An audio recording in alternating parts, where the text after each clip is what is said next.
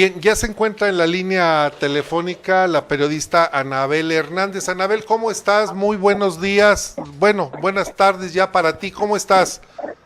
¿Qué tal, Rodolfo? ¿Cómo estás? Muy buenas tardes a ti, muy buenos días a ti en el auditorio. Con el gusto de saludarte, Anabel, y solicitarte tu punto de vista con relación al nombramiento que se hace finalmente de las cabezas de los directivos de esta Guardia Nacional. En alguna ocasión que platicamos contigo decías, será un desastre la Guardia si se militariza el país, y todo indica que así es. Por lo menos 4 mandos que son integrantes de las Fuerzas Armadas están en proceso de solicitar su licencia, o no sé cuál sea el término adecuado para que puedan dejar el ejército y se conviertan en ciudadanos, y entonces asuman su mando en la Guardia Nacional. ¿Cuál es tu punto de vista, Anabel?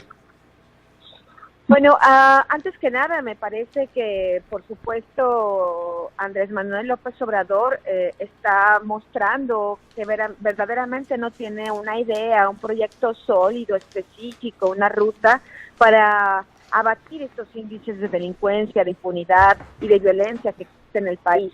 Y lo digo de esta manera porque jamás se podría pensar de nuevo que es el ejército quien puede resolver esta situación, cuando es justamente la salida del ejército a las calles lo que lo empeoró. Y lo empeoró por una razón muy clara. La historia es muy clara y muy específica sobre esto, Rodolfo, y me parece que los ciudadanos no debemos olvidarla. Cuando Felipe Calderón, en el 2006, en su falsa guerra contra el narcotráfico, y falsa pues porque él pactaba con los narcos, por eso es falsa, pero en su falsa guerra contra el narcotráfico, él decide sacar al ejército mexicano de los cuarteles, supuestamente para combatir la delincuencia.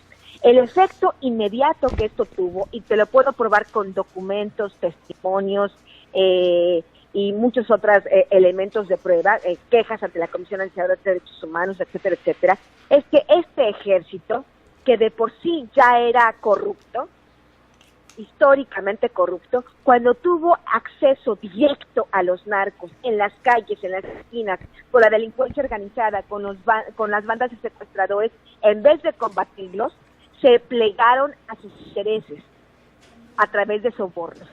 Entonces estamos hablando que es un ejército totalmente contaminado en la base y en la cúpula por la corrupción y por sus vínculos con la delincuencia organizada. En este contexto, pensar que el ejército de nueva cuenta puede ser una alternativa para solucionar esta problemática que cada día, y las cifras están ahí, se convierte en un problema mayor de delincuencia, de violencia en todas partes, aunque al presidente no le guste reconocerlo, aunque el presidente no quiera hablar de eso, aunque él diga que las cosas están mejores. La realidad es esta, y el ejército, esta situación, empoderarlos más, solo va a empeorar más la situación.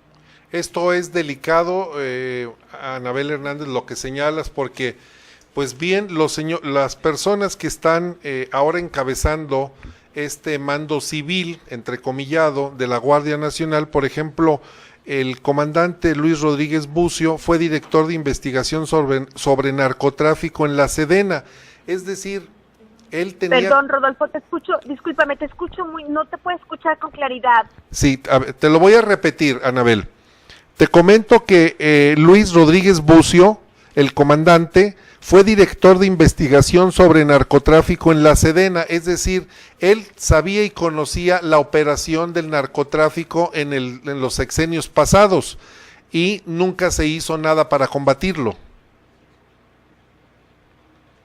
Pues mira, yo no quisiera hablar específicamente de una cosa que desconozco. Yo no había leído esta información que tú me estás dando. No he tenido oportunidad de consultar su ficha técnica en los registros públicos del gobierno, pero definitivamente si esto es así como tú lo estás señalando, si es un hombre que se supone estaba en las estructuras de combate al narcotráfico, pues ya de antemano lo hizo bastante mal.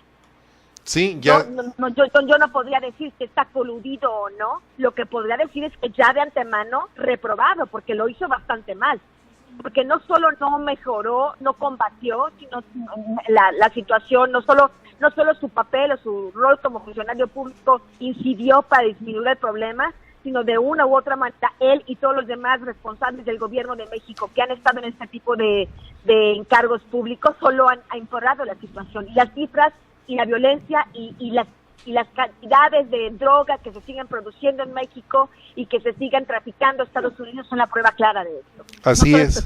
Así es. También el Partido de la Revolución Democrática, el PRD, anunció que acudiría a la Suprema Corte de Justicia de la Nación a interponer un recurso, una violación a la Constitución, porque cuando se pactó la construcción de la Guardia Nacional, se dijo que el mando iba a ser civil y esto no está sucediendo. ¿Qué opinas al respecto, Anabel? Yo lo que he leído es que Amnistía Internacional, que es una organización internacional con una larga experiencia en este tipo de policías militares, ha visto en el mundo las atrocidades que cometen, ha visto lo que ha sucedido en México, porque no hay que olvidar que cuando el ejército salió a las calles, las denuncias por derechos humanos contra el ejército se multiplicaron y están ahí las pruebas en la CNDH. Me preocupa estos señalamientos que hace Amnistía Internacional, que está diciendo que el gobierno de México, Andrés Manuel López Obrador, por ese nombramiento violó acuerdos, conversaciones que ya se han tenido previas con todas estas organizaciones internacionales para evitar justamente esto, que se militarizara una policía nacional, dado las consecuencias que había tenido esta militarización constante del gobierno de Felipe Calderón a la fecha. Pues todo indica que salimos de un esquema militar para entrar a otro esquema militar, nada más con otro nombre, es decir, le quitaron la envoltura y le pusieron otra, pero el contenido sigue siendo lo mismo y lo único que esperamos en México es que ese índice de criminalidad baje, disminuya, porque no vemos entonces la manera en la que se pueda demostrar o acreditar que la Guardia Nacional efectivamente va a funcionar, mientras que en Estados Unidos y en México se siga consumiendo la droga. No creo que ni la Guardia Nacional vaya a poder inhibir ese cáncer que tenemos. Y ahora, si tú le sumas que también está un mando de la Policía Federal en este equipo de la Guardia Nacional, pues ¿de qué cosas estamos hablando? Estamos hablando de una simulación brutal de seguir dando el poder a organizaciones absolutamente corrompidas. Tú sabes que la Policía Federal se convirtió en un otro cartel de la droga, que operaba directamente para el cártel de Sinaloa, que traficaban droga para el cártel de Sinaloa a los diferentes aeropuertos de la Ciudad de México, que cada comandante de la Policía Federal, cada uno de la Policía Federal en los diferentes estados de la República pertenecía a uno u otro cártel y recibía millonarios sobornos. Yo justamente estoy ahora trabajando en un nuevo libro donde podré hablar categóricamente, claramente, con nombres y apellidos y ejemplos concretos de cómo esta corrupción del narcotráfico corrompió absolutamente, prácticamente a todos los mandos militares y policíacos de este país, de todos los niveles, sobre todo los que eran encargados de zonas militares, de bases de la Policía Federal, etcétera, etcétera. Estamos hablando de una contaminación total y cuando ves que el gobierno está de nueva cuenta apostando la seguridad de los mexicanos y la poniéndola en manos de estas organizaciones criminales, porque el ejército de la Policía Federal se han criminalizado, muchos están coludidos con el narcotráfico, me parece una cosa irresponsable que tendrá consecuencias gravísimas para los mexicanos. Sí, y máxime que ahora se sabe que, o por lo menos se ha dado a conocer que el militar responsable de la custodia de los ductos de Pemex también estaba involucrado con lo que le llaman el huachicoleo o el robo de combustible, una tacha más para el ejército.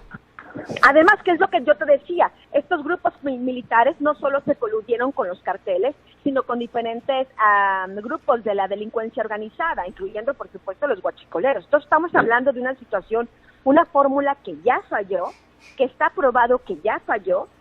Yo había entendido en la campaña presidencial que Andrés Manuel López Obrador lo había comprendido, que su equipo estaba tratando de elaborar una nueva fórmula, algo diferente, y me doy cuenta pues que no es así, y lo que espero es que al menos la ciudadanía sea crítica ante esto antes de que las cosas empeoren. Me parece que es la sociedad mexicana la que debe defender su derecho a una policía no militar en México.